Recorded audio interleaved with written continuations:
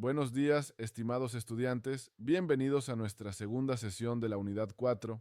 Hoy nos sumergimos en un tema que, aunque a veces se percibe como una barrera técnica aburrida, es en realidad el pilar fundamental de cualquier negocio digital, el marco legal del comercio electrónico y la protección de datos en Ecuador. Si quieren que su e-commerce sobreviva más allá del primer año, necesito que me presten toda su atención, porque lo que veremos hoy es la diferencia entre un negocio exitoso y uno clausurado o multado.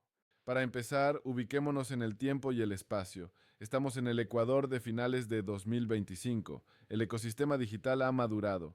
Ya no estamos en esa época inocente donde bastaba con subir una página web para vender. Hoy, cada clic, cada formulario que llenan sus usuarios es un acto jurídico. La Superintendencia de Protección de Datos Personales, SPDP, ya no es un ente de papel, está activa y sancionando. Recuerden las multas recientes a la Liga Pro y a la FEF por el manejo de datos biométricos en sus apps. Eso fue un mensaje claro. El recreo se acabó. El cumplimiento normativo o compliance no es opcional, es una condición de supervivencia financiera y reputacional. Vamos a diseccionar la arquitectura jurídica que sostiene todo esto. Tenemos tres grandes columnas. Primero, la Ley de Comercio Electrónico, LCE, que nos dice que un contrato digital es tan válido como uno firmado en papel. Segundo, la Ley Orgánica de Protección de Datos Personales, LOPDP, que protege la privacidad y dignidad del usuario. Y tercero, la Ley Orgánica de Defensa del Consumidor, LODC, junto con las normas del SRI, que aseguran que no estafemos a nadie y paguemos nuestros impuestos. Hablemos de la Ley de Comercio Electrónico. Promulgada en 2002, fue visionaria. Su principio rector es la equivalencia funcional. Esto significa que un mensaje de datos, un correo electrónico, un log de servidor, tiene el mismo valor probatorio que un documento físico, siempre que garanticemos su integridad y autenticidad. ¿Cómo hacemos eso? Con la firma electrónica. En Ecuador existen dos tipos, la simple y la certificada. La certificada, que requiere un token o archivo emitido por una entidad como el Banco Central o Security Data, tiene presunción legal de validez. Pero ojo, no le vamos a pedir al cliente que compre un par de zapatos que firme con token. Para el B2C masivo, usamos la firma electrónica simple a través de contratos de adhesión, esos famosos términos y condiciones, donde el usuario hace clic en acepto. Para que esto tenga validez en un juicio, su sistema debe guardar la dirección IP, la fecha, la hora y el navegador desde donde se hizo el clic. Esos son sus medios de prueba. Otro principio clave es la neutralidad tecnológica. La ley no les obliga a usar una marca específica de software o biometría. Les exige resultados, confidencialidad, integridad y no repudio.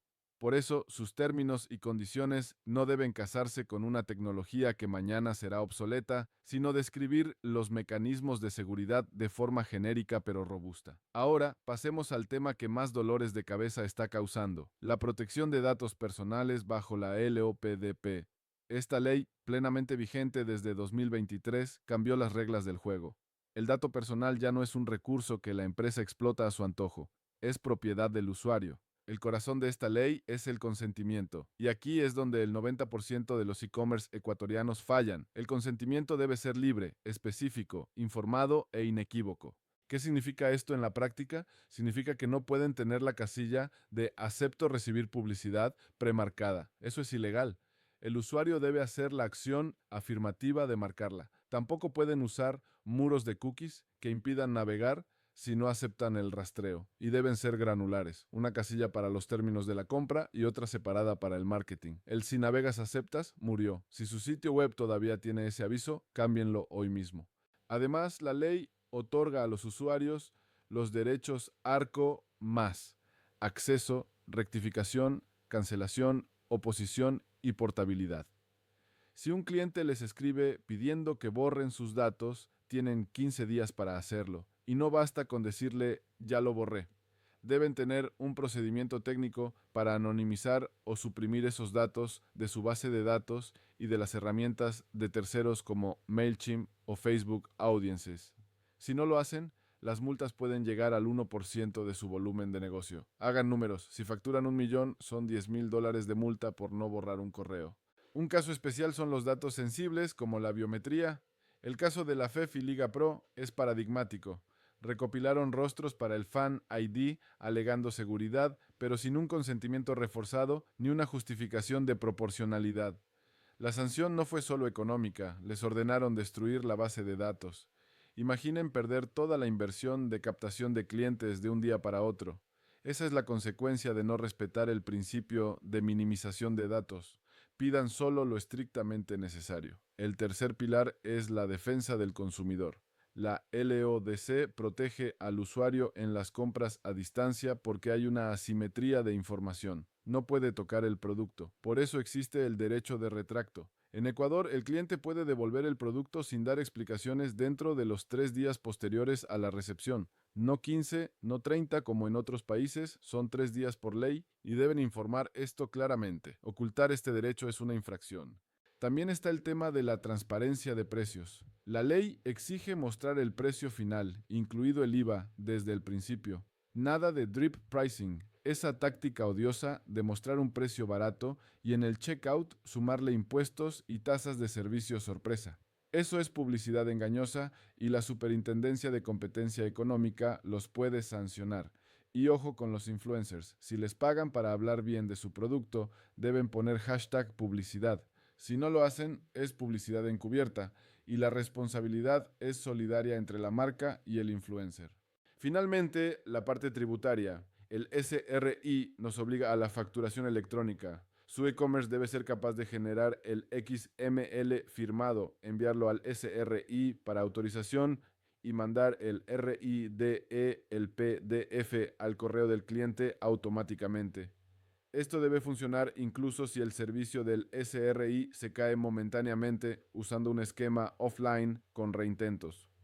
Y recuerden el IVA a servicios digitales. Si usan plataformas extranjeras, deben considerar las retenciones. Para implementar todo esto, necesitan trabajar de la mano con sus desarrolladores. El cumplimiento legal se traduce en requerimientos técnicos. Configurar el banner de cookies para que bloquee los scripts hasta que haya aceptación. Zero cookie load. Cifrar las bases de datos, usar HTTPS y tener logs de auditoría. No quiero que se vayan solo con el qué, dice la ley, sino con el cómo se implementa esto en el código y en los procesos diarios de su empresa, porque ahí es donde realmente se juegan el pellejo. Hablemos primero de la operativización del derecho al olvido. Muchos creen que cuando un cliente pide que borren sus datos es solo cuestión de dar delete en el CRM y listo. No es así. El procedimiento técnico debe ser riguroso. Primero, tienen la fase de validación. Deben verificar la identidad del solicitante para evitar la suplantación. Pero cuidado, no pidan una copia de la cédula si no es estrictamente necesario, porque estarían infringiendo el principio de minimización de datos. Luego viene el análisis de bloqueo. Antes de borrar, deben consultar si ese cliente tiene deudas pendientes o garantías vigentes. Si el cliente les compró una refrigeradora ayer, no pueden borrar sus datos hoy porque hay una relación contractual y fiscal viva. En ese caso, los datos se bloquean, se limita su uso solo para fines fiscales y se impide el acceso a marketing. Finalmente, la ejecución técnica. Deben correr scripts de anonimización en su base de datos operativa y, muy importante, propagar esa eliminación a las herramientas de terceros. Si borran al cliente de su base, pero lo dejan en la lista de MailChimp, siguen incumpliendo. Tienen 15 días por ley para completar este ciclo y notificar al usuario.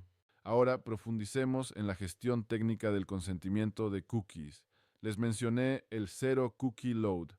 Esto significa que su Tag Manager, como Google Tag Manager, debe estar configurado para que los disparadores o triggers de cookies no esenciales estén bloqueados por defecto. No vale que se carguen y luego se borren si el usuario dice no. No deben cargarse nunca hasta que haya un clic afirmativo. Además, con la llegada de Google Consent Mode versión 2, deben inicializar el Data Layer con los parámetros de publicidad y personalización en estado denied, denegado, y solo actualizarlos a granted, permitido, tras la interacción con el banner. Esto es lo que realmente auditará la autoridad técnica, no solo que tengan un banner bonito. Pasemos al mundo del SRI y la facturación electrónica. Como arquitectos de e-commerce, deben entender el flujo técnico. Su sistema debe generar un XML siguiendo la ficha técnica versión 2.1.0 o la vigente. Este XML debe ser firmado digitalmente usando el estándar XADES-BS. Una vez firmado, se envía al web service de recepción del SRI. Si el SRI responde recibida, inmediatamente su sistema debe consultar el web service de autorización. Solo cuando reciben el estado autorizado, su sistema debe generar el PDF, el read, y disparar el correo al cliente. Este flujo debe ser automático y capaz de manejar errores. Si el SRI está caído, algo que sucede, su sistema debe tener una cola de reintentos automáticos para que la venta no se detenga, operando en lo que llamamos modalidad offline. También quiero que se lleven una matriz de métricas de desempeño legal. Lo que no se mide, no se cumple. Monitoreen su tasa de consentimiento de cookies. Si el 100% de sus usuarios acepta las cookies, algo anda mal técnica o visualmente. Probablemente no les están dando opción real de rechazo. Un rango saludable suele estar entre el 40% y el 70%. Midan también el tiempo de respuesta ARCO. Su meta debe ser resolver las peticiones de datos en menos de 10 días para tener un margen de seguridad sobre los 15 días legales. Y vigilen la tasa de retracto. Si mucha gente devuelve productos bajo el derecho de los 3 días, puede ser una señal de que sus fichas de producto son engañosas o poco claras.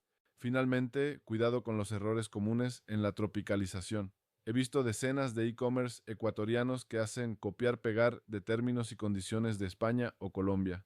Si su sitio dice tienes 14 días para devolver el producto porque copiaron la ley española, un juez ecuatoriano se va a reír y luego los va a sancionar, porque aquí la ley dice 3 días, o sitios que exigen enviar una carta notariada para una devolución. Eso es obstaculizar el derecho. Si la compra fue con un clic, la devolución debe ser igual de simple.